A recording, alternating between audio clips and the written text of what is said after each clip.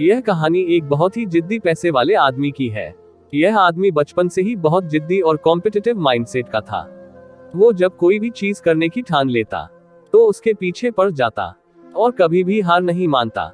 इसी स्वभाव के चलते 50 की उम्र तक आते आते उसने कई कंपनियां खोल दी थी और अब वह शहर का सबसे बड़ा उद्योगपति बन चुका था। उसकी कंपनियों में हजारों लोग काम करते थे। यह उद्योगपति एक दिन अपनी गाड़ी में सफर कर रहा था।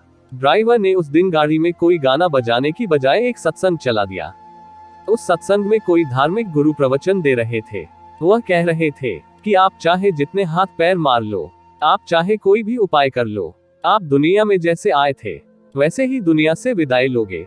गुरु ने इस बात को गहराई से समझाते हुए कहा कि आपने जिंदगी भर जो भी कमाया है या जिसके लिए आपने अपनी पूरी जिंदगी खपा दी है, चाहे वह घर हो, धन हो, शोहरत हो या और कुछ भी, वह सब आप अपने साथ कभी नहीं ले जा पाएंगे।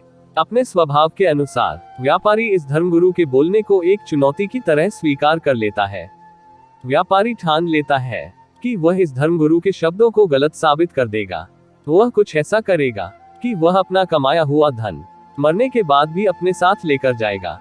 उस दिन से उद्योगपति दिन रात यही सोचने में लग जाता है कि वह क्या करे जिससे वह इस चुनौती को जीत पाए। कुछ दिन बीत जाते हैं लेकिन उसे कोई भी ऐसा उपाय नहीं मिलता जिससे वह उस धर्मगुरु की बात को गलत साबित कर पाए।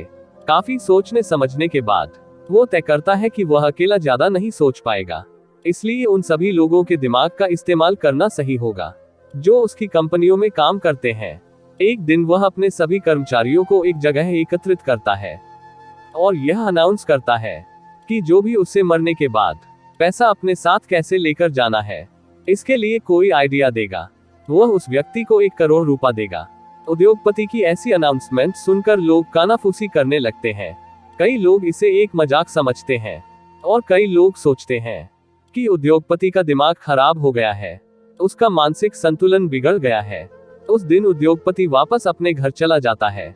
1 हफ्ता बीत जाने पर भी जब कोई भी उसे कोई आइडिया देने के लिए नहीं आता है तो वह फिर से एक बार सभी को इकट्ठा करता है और इस बार आइडिया देने वाले को 5 करोड़ देने का वादा करता है।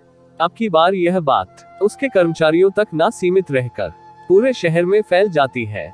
अगले दिन एक अनजान आदमी उस उद्योगपति के घर पहुंच जाता है। वह कहता है कि मैं आपको वही आइडिया देने वाला हूं जो आप चाहते हैं, लेकिन उसके लिए मेरे कुछ सवालों के जवाब आपको देने होंगे। उद्योगपति की आंखों में चमक आ जाती है। वह सोचता है कि आखिरकार मुझे कोई उपाय मिल ही गया।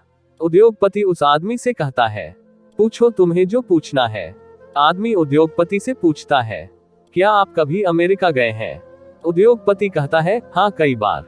आदमी पूछता है, आप वहां पर अपने पैसे कैसे लेकर जाते हैं? उद्योगपति कहता है, मैं एयरपोर्ट पर जाकर उन्हें अमेरिका में चलने वाले डॉलर के साथ बदलवा देता हूँ।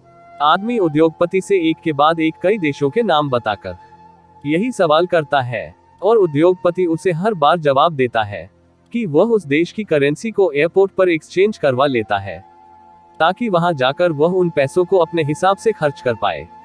बार बार एक तरह का सवाल सुनकर उद्योगपति चिढ़ जाता है और वह उस आदमी से कहता है कि तुम ऐसी बेवकूफों जैसी बातें क्यों कर रहे हो? सीधे सीधे मुझे उपाय बताओ कि मैं कैसे अपने सारे पैसे मरने के बाद भी अपने साथ ले जा पाऊंगा। आदमी कहता है, यही तो मैं कब से आपको समझाने की कोशिश कर रहा हूँ।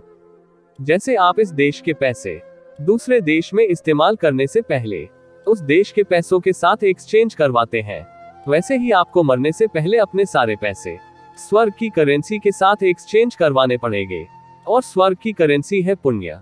आप अपने पैसों का इस्तेमाल ऐसे कामों में कीजिए जिनसे पुण्य मिलता है। बस यही एक तरीका है जिससे आप अपना कमाया सारा धन अपने साथ मरने के बाद भी ले जा सकते हैं।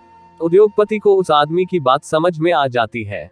वह उसे उसके हिस्से का इनाम देता है और अपना बाकी का सारा जीवन दान धर्म और गरीब लोगों की सेवा में लगा देता है। भाइयों और बहनों, इस कहानी से हमें यह सीख मिलती है कि हमें अपने जीवन में पुण्य कर्म करने चाहिए ताकि जीवन के बाद का समय मंगलमय हो। ऐसी ही और भी प्रेरणादायक और रोचक कहानियां सुनने के लिए अभी सब्सक्राइब करें प्रेरणा टीवी को ताकि वीडियो की नोटिफिकेशन पहुंचे आप तक सबसे पहले। धन्यवाद।